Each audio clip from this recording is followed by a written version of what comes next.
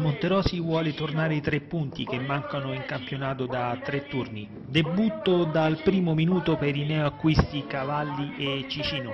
Sardi nel Lazio con appena 16 giocatori in lista agli ordini del nuovo tecnico Perra.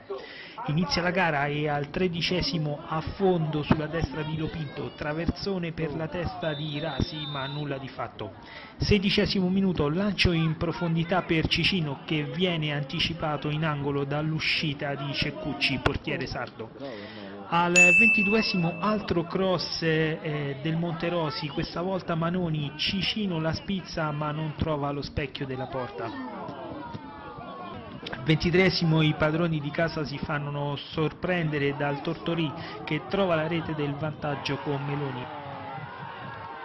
Ma il gol e la gioia della formazione di mister Perra dura solo 2 minuti perché è lo stesso Meloni che atterra in area Cicino. Per l'arbitro è calcio di rigore, sul dischetto c'è Morbidelli che spiazza Ceccucci e fa 1-1.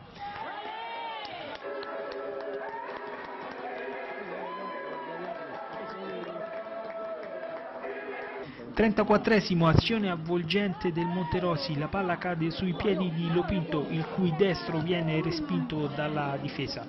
Sull'angolo seguente poi è Costantini che anticipa tutti di testa ma non trova la porta.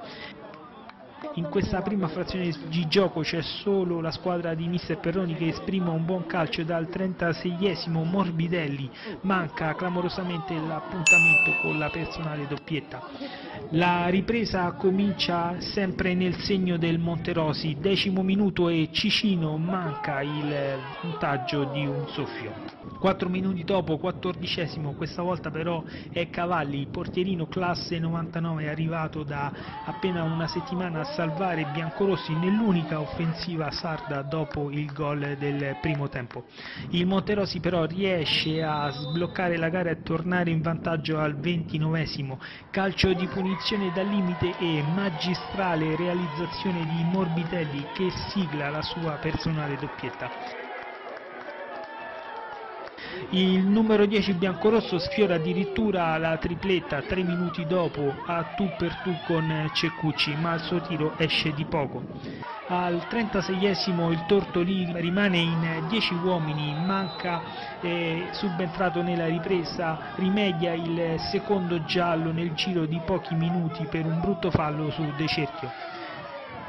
Il Monterosi rischia di chiuderla al 39° quando Ceccucci para a terra su Cicino.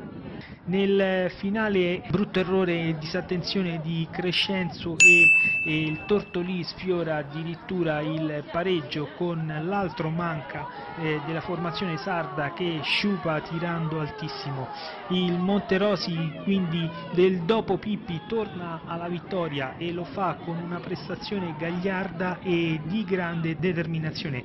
Cabola favorevole al tecnico del Monterosi Perrone che vince la quarta sfida col suo dirimpettaio Perra, sempre con lo stesso punteggio di 2-1.